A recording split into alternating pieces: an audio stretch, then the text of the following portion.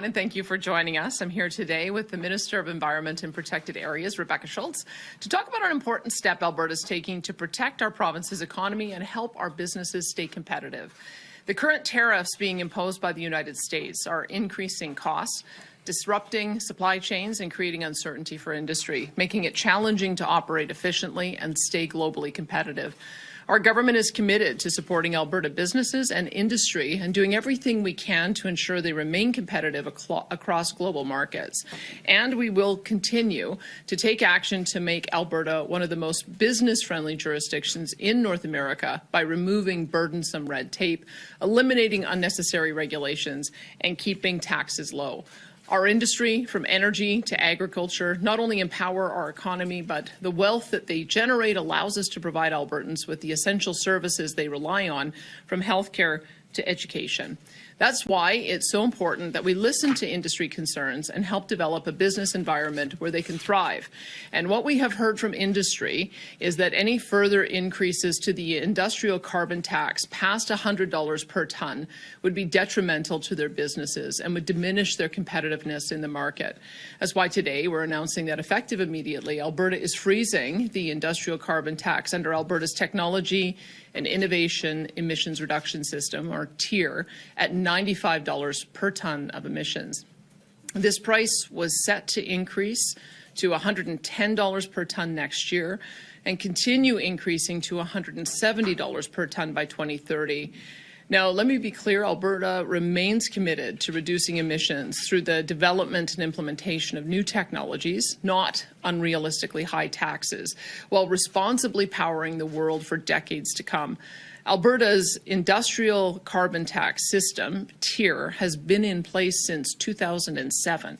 Our approach has reduced emissions in intensity by over 22% and reduced overall emissions by an estimated 7.2%, while production increased by 90%. We have a reasonable system in place that's working, but any additional increases past $100 per tonne will wipe out any of the benefits we've seen. That means fewer jobs for Albertans, less revenue to invest in our public services, and decreased innovation across our industries. But instead of supporting our industry, Ottawa wants to increase their industrial carbon tax to $170 per tonne by 2030. Now, if industry told us that any increase past $100 per tonne would be harmful, you can imagine what a $170 tonne industrial carbon tax would do to our industry. That would be devastating to Alberta's economy. This is yet another example of Ottawa overstepping into our provincial jurisdiction with reckless policies that damage our industry. This is on top of the anti-industry and anti-development policies passed by Liberal and NDP politicians in Ottawa to cap production, landlock Alberta's resources, destroy our reliable and affordable electricity grid, and ultimately to put Albertans out of work and ruin our economy. With the change in government south of the border, it is essential that we have a reasonable carbon pricing system, not one that will price our industries out of global markets. By freezing Alberta's industrial carbon price, we are acting in the best interest of all Albertans.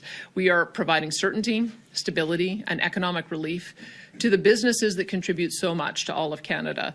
And we are supporting the energy producers whose expertise and innovation are quite literally shaping the world's energy future. But this freeze doesn't just benefit our energy industry. It's also agriculture, forestry, petrochemicals, and other industries that make the products the world needs, that contribute so much to our economy and create jobs that enable hardworking Albertans to provide for their families. We will stand up for our province, support our industries, and protect Albertans' livelihoods. But make no mistake, our government will always do what is right for Alberta, no matter what Ottawa says. Thank you, and I'll now turn it over to Minister Rebecca Schultz to provide more details.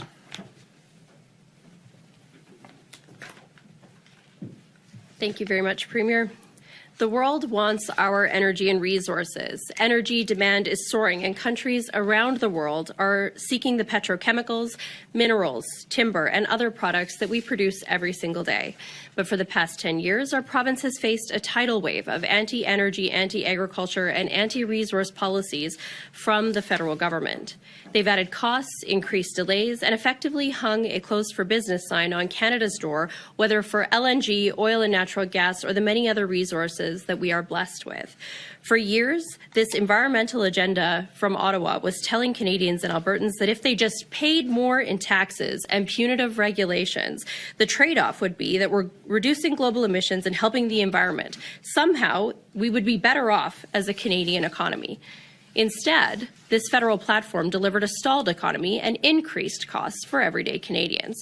And Canadians have started to ask why. While the entirety of our country contributes just 1.5% of global emissions, and yet it wasn't too long ago when we were paying over 34% of the entire world's carbon taxes because of this approach, the largest share of any country. As Premier has mentioned many times, it has been a litany of anti-development policy that's only made us a less attractive place to invest and sent that capital elsewhere. It's been a long time for Canada to focus on a common sense approach, like we've done through our tier system here in Alberta. Of course, the tariffs imposed by the potential tariffs imposed by the United States are making it even harder for Alberta industries to compete and expand. Costs are rising, materials are harder to get, and more expensive when they arrive. Supply chains, of course, are less predictable, and we are already seeing the impacts. Companies are delaying hiring, pausing investment, or pushing major capital spending into the future.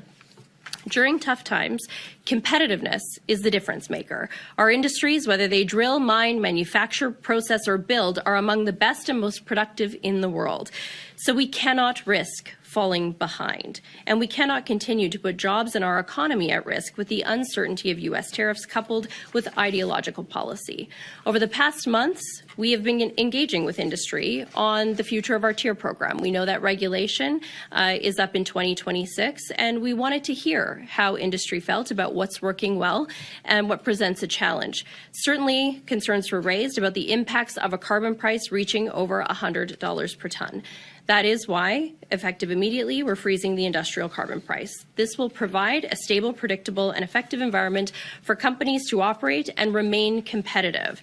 It will also benefit sectors across the economy, including agriculture, forestry, and manufacturing, helping reduce costs, grow industries, and, of course, keep Albertans working. We're keeping Alberta competitive, standing up for our workers, our industries, and our economy. We are absolutely a leader when it comes to energy and resource development, but also when it comes to emissions reduction. This is our jurisdiction, not Ottawa's. And if the federal government wants to work together to keep our economy strong, respect the Constitution, and do the right thing for the environment, they can follow the path forward that has been outlined by the Premier over the last couple of weeks. Thank you, and we are happy to answer any questions that you may have. Awesome. Sure. We'll start off here with questions from the floor. Of course, one question, one follow-up before making our way to the phones. And I'll see a show of hands from the room. We'll start off with Janet, then go to Shay. A question for the Premier. So previously you'd said that you couldn't comment or presuppose any potential referendum question put to the populace. The Alberta Prosperity Project this morning released the question that they intend to move forward with, which is, do you agree that the province of Alberta shall become a sovereign country and cease to be a province of Canada? They said they're waiting until they can get about 600,000 signatures before pushing forward with the petition. So if any referendum question has to respect the treaties, would you be willing to put that question on a ballot to Albertans? Well, as I mentioned, there is a citizen-initiated process. Having people sign up on a website saying that they will ultimately sign a petition is one thing. Getting the physical signatures signed up is another. That's why we have to wait for the process to play out. We haven't yet passed the legislation, and so once the legislation passes, it'll be pretty clear what the timeframes are. I know that there are several groups out there that are proposing different timelines, different questions, and so I'll wait to see which one garners enough signatures and actually gets a petition campaign going before I would comment on that. But I've made my position clear. I support a sovereign Alberta within a united Canada, and it's my job to see if we can get a new deal with Ottawa so that I can convince more Albertans to feel the same. But whose job is it to determine whether or not a question being put to Albertans is constitutional or respects the Charter? Is it the government's job to say, we don't think that's a legal question? Is it Elections Alberta's job? Well, I think it was the Supreme Court's job, and so the Supreme Court in their Clarity Act gave some pretty clear ideas about what you needed to do. which prompts a negotiation if something like that was ever to be successful. So I think that this, the Clarity Act and the constitutional or the court discussion around it gives a pretty clear path. That wasn't just to apply to one province. So I think that it's no one's asking these questions in Quebec, even though they do have the Parti Québécois polling higher than anyone else, and they've just elected 24 separatist MPs. So I think that perhaps maybe talking to some of the scholars in Quebec, because they've obviously worked through that and they're much further ahead in the discussion than any other region. Awesome. And we'll go to Shay, and then Jack, if you still have your hand up, we'll go to you next. Go ahead. Thank you so much for taking my question. It's for the Premier.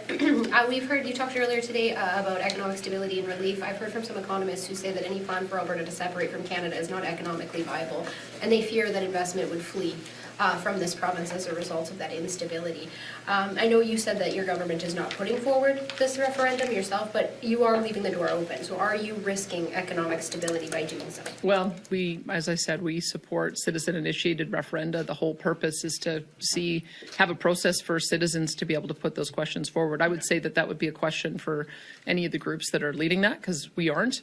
We're leading the effort to have a strong and sovereign Alberta within a united Canada, and that will be what I would be advocating for. But by lowering the threshold, you're leaving the door open, and you yourself acknowledged, talking on with Vashi Capellas last week, that you needed to provide an outlet, or else it could create a new party. So, therefore, I guess, are you worried about fractures within your own party as a result of this? We're seeing new groups, whether it's the Alberta Prosperity or the Republicans, saying that they're hearing a lot of support on this. I think single issues should be put on a single question on a ballot if citizens want it to be. Our political party has dozens, if not hundreds, of policies, and so I don't intend for the United Conservative Party to become a single-issue party. We intend to continue to support their founding documents, which that we are supporting constitutional sovereignty within United Canada. So once again, I think that those questions are for the various groups that are putting forward the referendum questions. Thanks. And we'll go to Jack, then we'll take a couple from the phones before coming back to the room. Jack Brown with the Canadian Press. How long is the freeze going to be in place for? For now, it's indefinite. The point is that when we went out to talk to industry, the carbon tax, of course, industry is feeling the pinch right now. We are in an agreement with the federal government to ensure that we can continue to manage this on behalf of Alberta industry. But the price going above $100 does make us wildly uncompetitive, which is not a common sense approach at a time like this, where the threats from outside our borders are so great, and the world is looking for Canadian energy right now for energy security, energy affordability, and of course to meet their environmental goals. So right now we are implementing this freeze indefinitely. It will likely, as Premier said in her speaking notes, spark a conversation with the federal government. We're hoping that just as we heard a message about economic growth and nation building throughout the campaign, that this Liberal government is going to take a different approach when it comes to energy production and emissions policy. And then as a follow-up to that, like, if I'm not mistaken, like the escalating price was the point of carbon tax schemes, right? Like you're supposed to, with the escalating price, you incentivize businesses to invest in their own emissions reduction.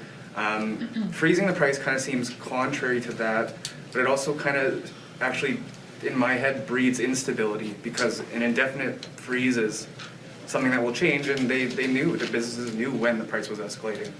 So how is that stable? I would say that the fact that the first action that Prime Minister Mark Carney took was to eliminate the retail carbon tax shows you that price had gotten too high to bear.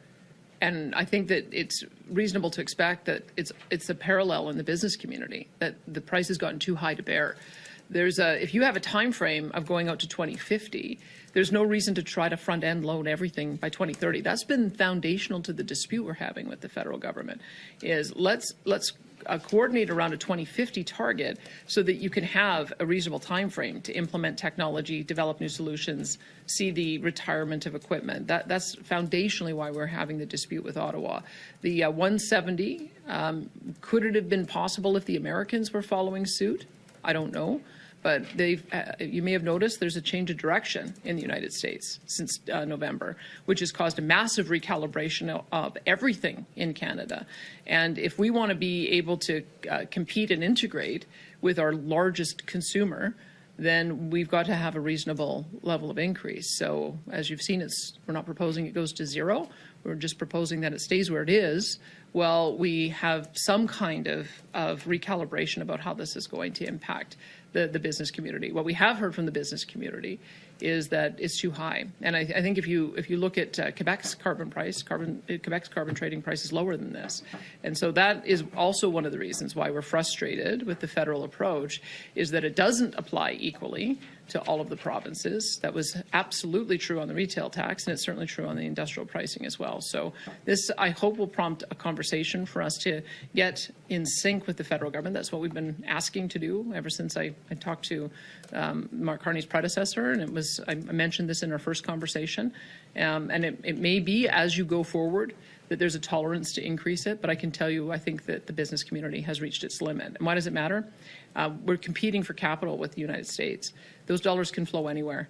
And if we get too far ahead of where the Americans are, then all of those billions of dollars of investment will not come here, and that will impact our economy.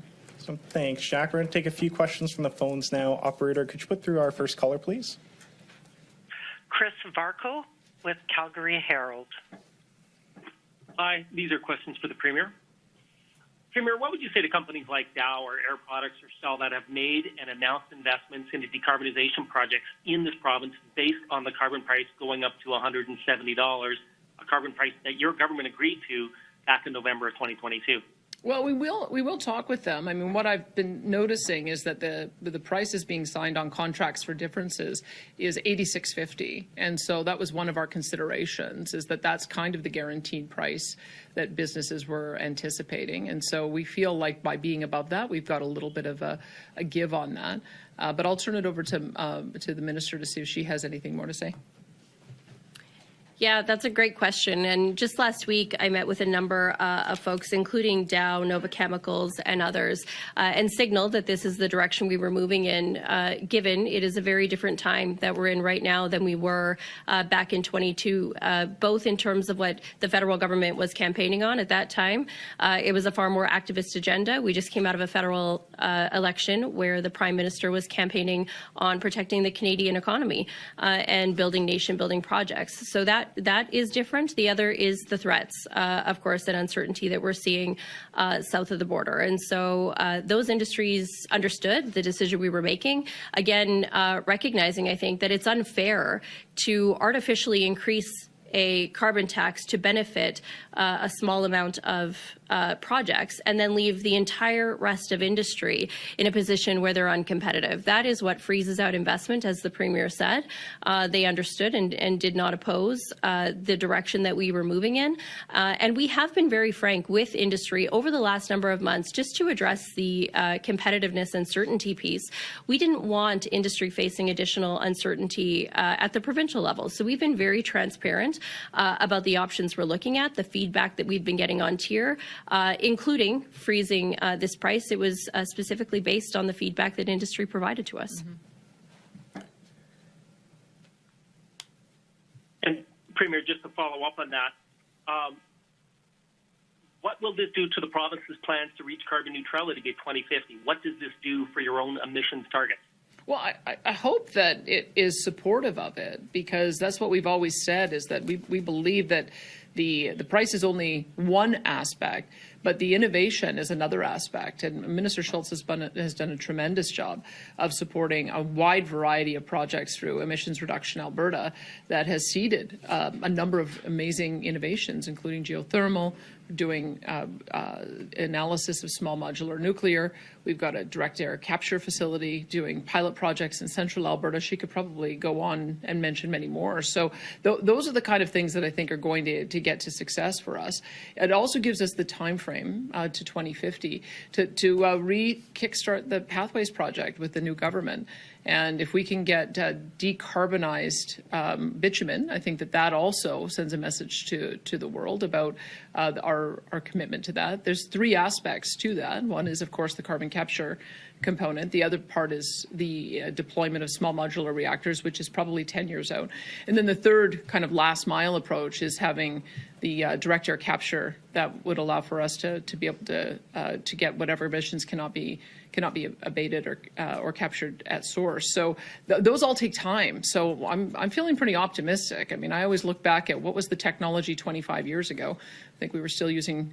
I don't think rotary phones had completely been phased out at that point, and look where we are today. So if you give industry enough of a time frame so that they can continue to invest in those step up or stage step improvements, then I think that we have every reason to believe that 2050 is achievable. It also allows us to help deploy some of our technology. Remember, another part of our strategy has been to have an export of LNG so that we can displace higher emitting fuels internationally. And there's been lots of stories that have been done on this. I think if we displace 20% of the coal fleet in China with LNG, that's the equivalent of what our emissions are for Canada as a whole on an annual basis.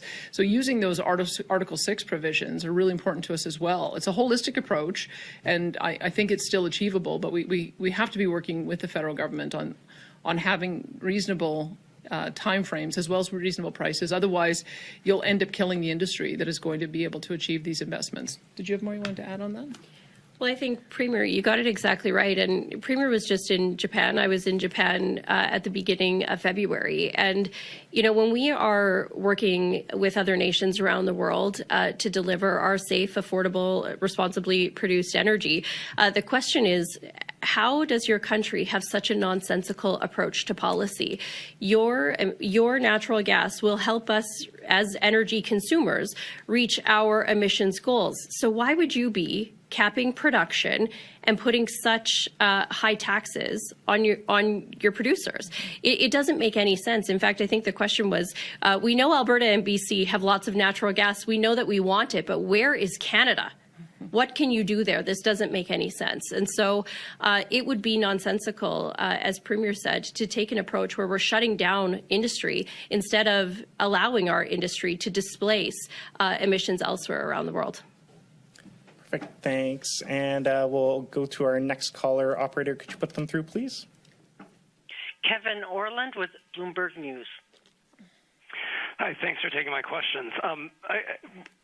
Following on Pathways, have you spoken to them when you were formulating this freeze, or is this something that they were pushing for? I mean, that's a project that obviously is more financially viable the higher the carbon price goes, and was actually seeking guarantees of certain levels of carbon prices from the federal government. So I'm just curious how you see this move affecting that project, which you just mentioned.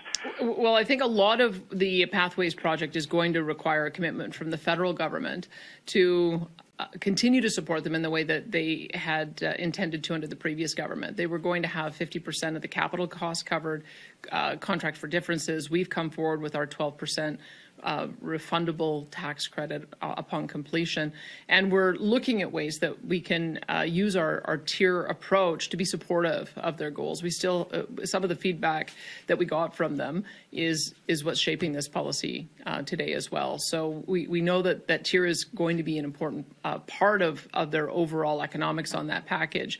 But I would say the strong indicator that I got was that $95 was probably the limit. Did you want to comment? Sure. I reached out to Pathways as well as individual companies last week, and I can tell you overwhelmingly, and this would have been echoed in the letter to the new Prime Minister from a number of companies that we saw come out, I think that was just last week or 2 weeks ago, that industry values the system that we have here in Alberta. They would love to see Alberta continue to manage this, as it is so closely linked with our energy production. We've taken a common sense approach. They're very appreciative and not surprised at all.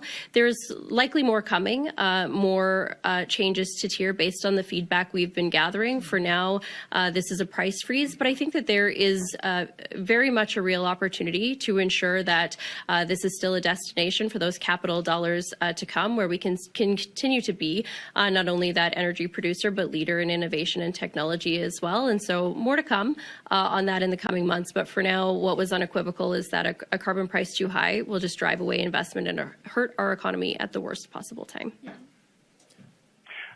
Thanks. And to follow up, I think what we've been seeing is that the Alberta carbon credits are right now trading at around, $40 per ton, a little bit less even.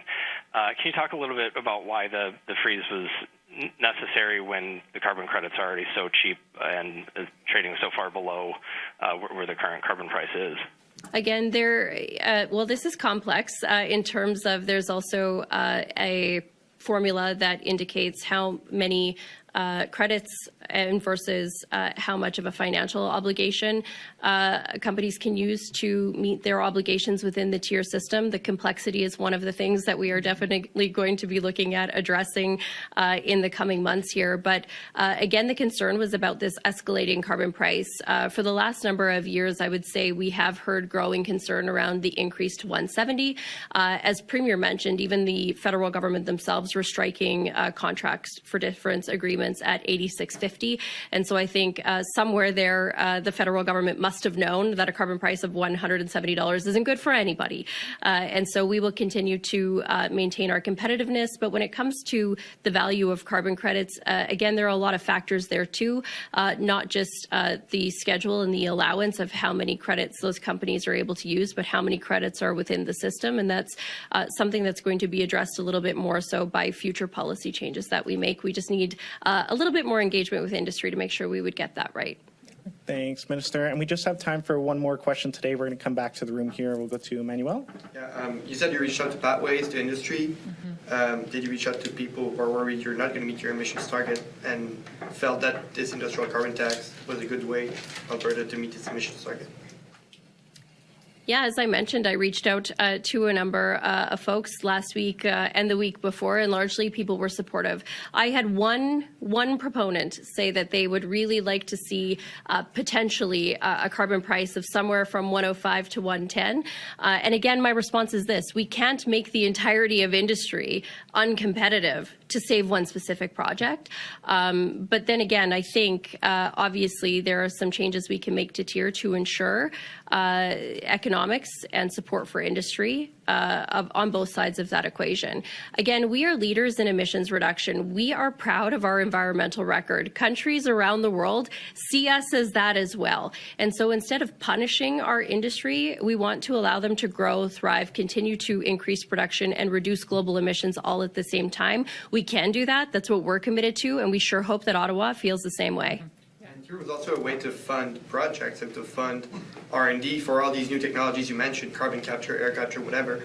So there will be less money in the pot now that it's not increasing. How do you expect that Alberta will get these new technologies going that can make industry meet their emissions? Even over the last couple of years, we have streamlined the investments that we're making in tier to make sure that they are also focused on some of our bigger environmental challenges. Again, the amount of money in the tier fund has also fluctuated based on whether or not companies choose to meet their obligations through credits or through paying those obligations. And so that fluctuates greatly. We've certainly felt that at the Treasury Board table, explaining how these fluctuations take place and why they fluctuate so much from one budget year to the next. And so there was already some fluctuation within that, I call it the bucket of money that we call tier, and then use that to reinvest into technology and innovation. In fact, this year we've been able to even increase some of our investments and the calls for proposals that we've been making in partnership with Emissions Reduction Alberta, because there were extra dollars in the fund. And so I think some of that fluctuation is normal. Again, the most important piece has to be economic competitiveness for our industry. Perfect. And that's all the time we have for questions Thanks, today. everyone. Thanks, everyone, for joining us.